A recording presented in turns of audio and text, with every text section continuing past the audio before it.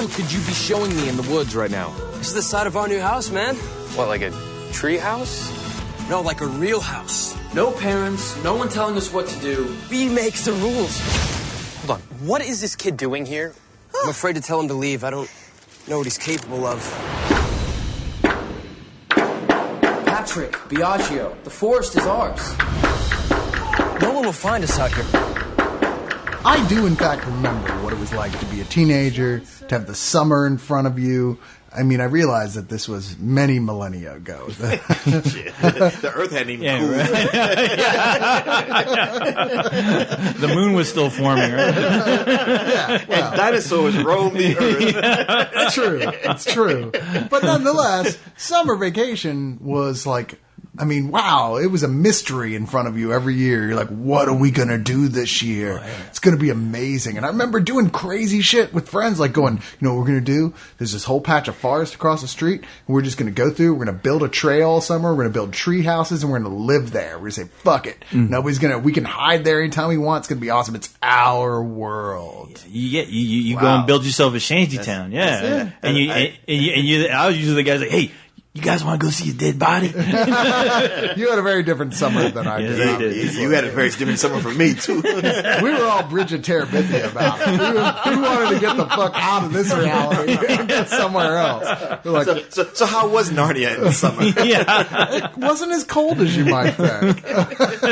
And there was no Turkish delight. Oh, man. Please at least tell me there was a goddamn lion. Come on. Or Santa Claus. Yeah. But, you know, I mean, things are a little different now. I mean, kids still have these ideas, but now you've got indie filmmakers who wish they were Wes Anderson interpreting this stuff. Oh, come on now. Hey, now, I don't even mean that as a criticism, really. I mean, the fact is, this movie, The Kings of Summer, feels like a script that Wes Anderson said, well, I just did Moonrise Kingdom. Thanks, but no thanks. And somebody else took it and went, yeah, but I want to be a guy like that. I want to have my own really distinctive style, have lots of cool indie rock music, have a bunch of cynical kids in it, and you know, I mean, and make the movie like that. See, I look at this movie as if Wes Anderson did make it, but he managed to take his head out of his ass at the same time. You know, I forgot you guys are Wes Anderson haters. I hate him. I don't think of myself as a Wes Anderson hater. But he has movies that I hate.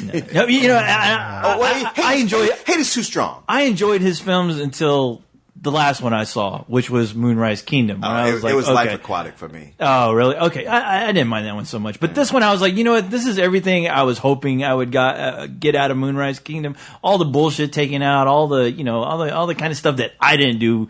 Well, my friends didn't do when they were kids. The stuff where you wore weird, ironic clothing, and just silently looked at each other. No, for 10 minutes at a time. We never had a desire to ever do that. I don't even know how to respond to that without writing you an encyclopedic answer. Yeah. So I'm just gonna let it go. See, we went to the woods to build shit and kill things. That's what we did. Well, yeah. Well, I didn't do so much killing things. That's more like the bird is dead, and that ruined my whole month. It's like, you know, oh, the poor bird. But in this case, Jordan Vogt-Roberts. Vogt? Is that like the Vogt-Kampf? I don't know. It's how it's spelled. Like John Voight?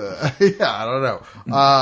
Is a relatively new director to film. He's done some shorts and stuff, but he really is insistent as a director of putting his own mark. And I think as surely as Wes Anderson does, it's just different. It's a very different style of things. And it just as much as it's true with Wes Anderson films a lot of the time, it doesn't always work. There are points in this film where it's awkward, where you're kind of looking around going like, what was he trying to do there with a serious moment of injections of style? But that being said, it still ends up being kind of charming all the way through. Well, yeah, absolutely. I mean, like, the things that work in a Wes Anderson movie, they also work here. And for everybody's going like, well, what's this movie about? Well, then we'll tell you. Joe Toy, what a name, Jesus Christ, played by Nick Robinson, is, he's a teenage kid. He's in that gawky, 15-year-old period, where you're like not quite a man. Yeah. You haven't really sprouted up like some of the other guys you know. He gets bullied, but there are girls that like him. Yeah, he has this girl who is very friendly to him, but it's clear that he wants a lot more. And it seems clear that she would if she wasn't dating the local, like, senior douchebag. Right. Those are the exact words I was going to use. But even, that's frustrating enough to him because he really likes this girl. He really wants to be with her, but, what are you going to do? And even worse, his dad, played by Nick Offerman, who is so good in this movie, by the way. He's in rare form. Gary, every time. You see those wontons, Gary? You see the size of them? Mm-hmm. Those wontons are too big, my friend. Everybody loves those. People ask us for the recipe. We won't provide it. I can see the value of these now. I can have the kids from the neighborhood come over and bounce up and down on them. Well, sarcasm, I get it. Bouncy house. The poor man's wit. My question for you, Gary, is how do you want me to eat these with my normal human mouth? Do you want me to unhinge my jaw like an anaconda? Should I put this in my belly and lay out in the sun for 2 months? Digesting it? My God! Yeah, he's always good, but yeah, he's terrific here. Is dealing with his own bullshit. Like, his whole, he's single because his wife died. Right. And he has not gotten over with it or dealt with it at all. Yes. And he's taken out his shit on his son, quite frankly. Well, also, his father and son at that age where the young lion challenges the older lion. Oh, yeah, absolutely. It's that, like, hey, if you don't like my rules, move out. Well, fuck you, I would if I could. Yeah. Yeah. And this movie is about him going, hey, I found a way to. Yes. Which, oddly enough, he finds a way with his best friend Patrick, played by Gabriel Basso, and this really bizarro little kid named it's spelled Biagio. Yeah, Biagio's the name of the character, but I think the character, the actor is Moises Arias. He looks like a Moises. Yeah. He does look like a Moises. and that kid, he was on the Hannah Montana TV series. He's like Hannah Montana TV series. Why do you know that? Well, I keep my fingers on the pulse of everything. He looks like he's like a Filipino emo Phillips. He's always been like a weird little kid because he's like way small for his age. Yeah, and he's got a gigantic nose that's the same size as the rest of his face, and his big eyes. He looks like he could be almost like one of the Marx Brothers if somebody put an afro on him. Yeah, kind of like Chico Marx if you shaved him down. Mm-hmm. But he's also like it's like he's full grown and still tiny. Yeah.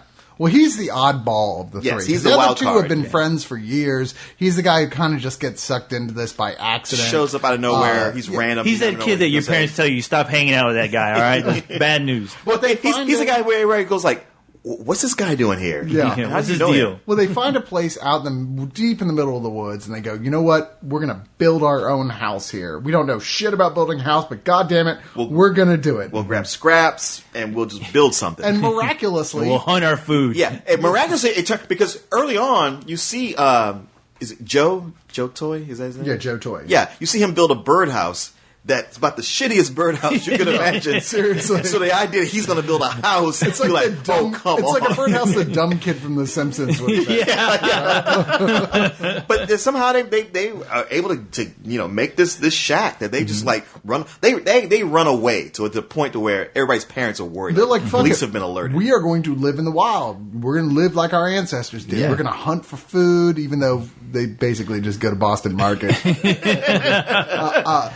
We're gonna rough it out. That quarter here. dark is so delicious. Yeah. They came in with a bit of money they all taken from their parents. So for a while they're all happily drinking indie beer. Right. I was like, really? You're not just going to buy the Milwaukee's best at this point? Yeah. It's exactly everything we tried to do, But it's kind of a fun little fantasy, the idea of like doing that. It's like, oh, fuck my parents. I'm going to go run away. It's like, in terms of a runaway story, this is a good one. Yeah. I was like, I identify with this fantasy. Yeah, and I think it was interesting watching this because I was like, wow, these characters kind of remind me of adolescents, that they used to write back in the '80s. Where I'm like, you know what, I can somewhat familiarize with these kids. I get it. It's funny you said it because it does have an '80s vibe to it. Mm-hmm. Yeah, and it was that that vibe, but along with that really strong chemistry that these guys had. that, you couldn't help but, be involved in what they were doing, their goal. You couldn't help but go, we've all had that goal, especially if you're a guy, we've all had that. We've all tried to do that, and some of us succeeded, others of us failed, but, it seems like, they were kind of reliving our dreams that we once had of being independent when we were that age. Yeah, I never had that dream of living out in the woods, but that's oh, of course not. Well, that's great for you guys. See, I really considering where you were raised, I don't blame you. I really was believe it or not now, because me, I'm like, try to get me out of the house. I'm like, you go to a camping spot now, like, wait, you want me to pay to sleep on the ground?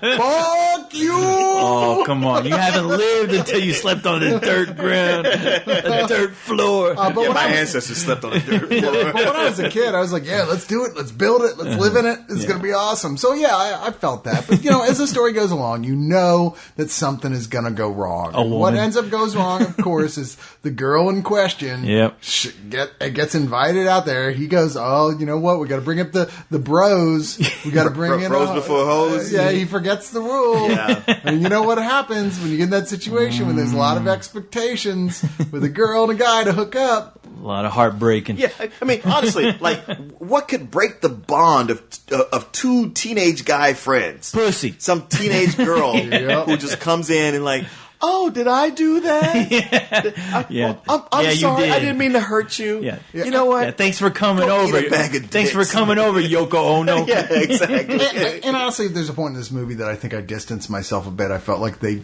never really dealt with like those things that everybody would be thinking watching this. It was just like, oh, but they're just innocent kids. I was like, that whole quaintness of the innocence of youth that this film is trying to get across, at that point was like, look, if you guys are going to get serious about this, you can't just blow it off. Like, yeah, but they're still just innocent kids. I was sitting there going like, now fuck that shit. Yeah. Well, you know what? This bitch needs to go down. Well, even we need to beat her up. Outside of that, you get the three guys who are out in the woods, just living, being themselves. They're independent, Lord of the Flies, whatever. And it's fun to watch them do that. But there are times the film kind of repeats, or it lags, or it's just doing filler stuff. Yeah, it tries to be absurdist at points in a world that is uncertain of whether it's real or not. Like at some points it seems like they're trying to tell a real story with real people, and other times it seems like, oh, it's just surreal. It's just so wacky. It's never really entirely clear what kind of movie it wants to be. It's not until the third act. Like the first act is really strong. Yeah. And the third act is really strong. Because that's when it comes like, okay, this is what this is about ultimately, and this is where we're going to end it. But somewhere in the middle, it starts to just kind of wander around a bit, like a little bit too much. And I felt like, man, if they could tighten this up.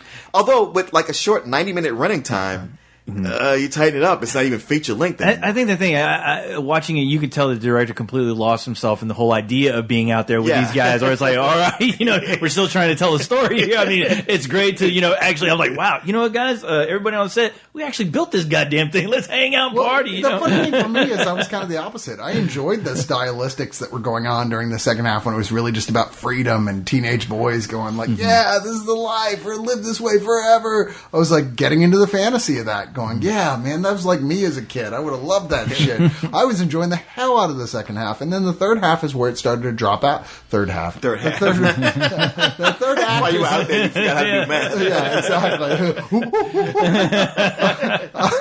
The third act. His brain's still developing. Well, third act, when it decides to, okay, we do need to go back to having a story, is where it started to, and it didn't fall apart. I just didn't care as much. Oh, I like what it does with Nick Offerman's character and his son. Yeah, I do. I like where that comes around. It feels very organic. It feels very realistic. That's the most beautiful part of this film to me. Is that father and son are distanced. Father and son find a way to be friends again. I loved that aspect of it. But that being said, a lot of the rest of the stuff just seemed kind of shoved in there. I don't know. I don't know. I was really digging it for the most part. I mean, Biagio, his character was something that I wasn't sure about for a while, because he could come on, he could be funny, but at the same time I got this feeling like, okay, he's just saying random shit. Like this actor, they're just letting him improvise and just going with it and keeping some of it. And maybe. They love the hell out of him. They even dedicated a small part of the ending credits to him. You know? But he has a bit toward the end in the third act that just cracked me up. Like it totally won me over. You're absolutely right. He's one of those characters that you're. Immediately, it's like, okay, this is the guy who's the funny guy. He's the crazy oddball for no goddamn reason. And yeah, it does get you worried. I mean, it had me worried. I was like, oh God, is this guy going to, is he going to annoy me for the rest of this movie? Because I don't need that. But they managed to write some interesting things with him, or at least maybe he ad-libbed some of it. That's what it seemed like. Yeah. But he was doing a good job. But you're absolutely right. That third act that he was in, there's a huge payoff with him that I absolutely love. And I think that third act, it's funny because I never really saw anything really too wrong with it. The biggest thing is just the idea itself. I was kind of sad that it was kind of drawing to a close because it was like the end of summer for me. I was like, wow, this has been fun, thinking back to this. But damn it, I know the movie's about to end. So, I kind of don't want it to. but it's one of those movies that it really did left an impression with me. So just thinking how, wow, it is still possible to make a movie like this with such an easy premise, that we can easy, that anybody could really write about, just looking back on their childhood. But it's another thing where you actually have that chemistry that I thought has been missing from a lot of movies, in years, where you have a group of guys kind of like, they're the Goonies or the Explorers, that harken back to the 80s that they just managed to write those characters well to where, you were convinced that they were all friends. You actually saw their bond get stronger as the movie progressed, and I thought that, wow, this movie kind of brought it to the forefront. And there were some fun supporting characters here as well. Alison Brie, who I love so much. I love her so much. Plays the sister of the main character, Joe Toy. Sorry, I'm building my shack over here, guys. my cat is destroying things. My beautiful home. And I was gonna, even as I saw this, I was like, fuck, Leon is going to love this movie no matter what happens after this. Because there's this scene with Mary Lynn Rajkub. Is that how you say her name? The female comedian who plays the police officer. Oh, yeah. And I don't know who the actor was playing her fellow police officer, but they come to his house because the son is fucking with him and calls in basically a false alert. And Nick Offerman fucks with these cops so hard. I mean, just the cops are just humiliated and walk off in disgrace. And it's a really funny scene. And Leon's just falling apart laughing. And it's like, it doesn't matter what happens in this movie from here on out. He's already... Ooh, prize. Fuck you, cops.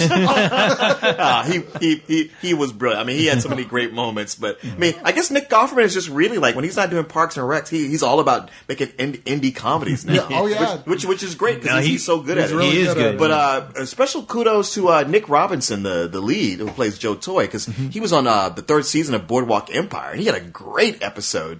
And I was like, wow, this kid really knows how to act and do different things. I haven't seen that season. He's yet. very naturalistic in this. Yeah. He's very convincing. He kind of reminded me of a younger looking Guy Pearce for some reason.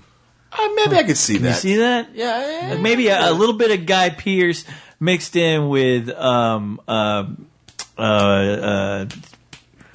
mind. That guy who did that thing. The one who snaps James a lot. DeFranco.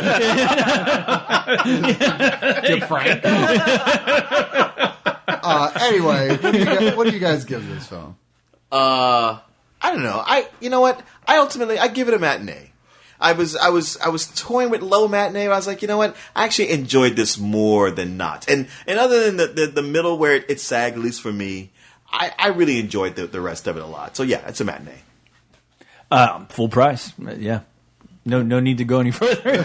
No. I was gonna say, I was really kind of surprised you guys have been agreeing on absolutely everything, and he's like, "Yeah, matinee, low matinee." You're like, "Full price, fuck you, Leon." Thanks a lot, pal. Well, hey, he never went out. Yeah, I didn't have that experience. I get it. New Captain Matinee. Stop it. I have mixed feelings about this. I what? Beat it. Gee, Cyrus, give us your review. No, I felt different about this than you did, Leon, but I think we both had problems with here and there. I mean, we just have different problems. Sure. But I did still enjoy it very much. I mean, it's heartwarming in a different sort of way, and the style never quite overwhelms the substance, although at points it's a little iffy. And there's some moments where they're trying to do something funny and you just have no clue what they were trying to do. Yeah. There are those moments you're like, what was that even supposed to be? Like the camera cuts away, here's a short scene. It has nothing to do with anything else. What was that? And I still don't know. But maybe I'm too stupid. I don't know. I give this still though a matinee. I mean, it's definitely worth seeing. If you're a kid and you get a chance to run away from home, I didn't tell you to do it, but if you did, it probably would be awesome. Watch this movie first, Yeah. as a manual. Oh, by the way, bring a BB gun. That was the only complaint. I was like, wow, nobody brought a BB gun? Are you kidding Where's me? the Red Rider? Well, yeah, where's the M16 looking BB gun that you get who needs shot a BB at gun by when it's a a cop? Boston Market right across the street? Yeah. True. They got chicken? You're going to be okay. We do swear to never speak of this enterprise to any adult. To be our own men. To boil our own water. And kill our own food. I'm surprised you found a live chicken in these woods. Yep. Joe, what are we gonna tell our parents? My name is Jamal Colorado, and I have kidnapped your son. Anferny, Texas. Deshaun, Utah. Yeah, I decided on the format of Denzel Washington, a black first name followed by a state. Good effort, although savagely racist.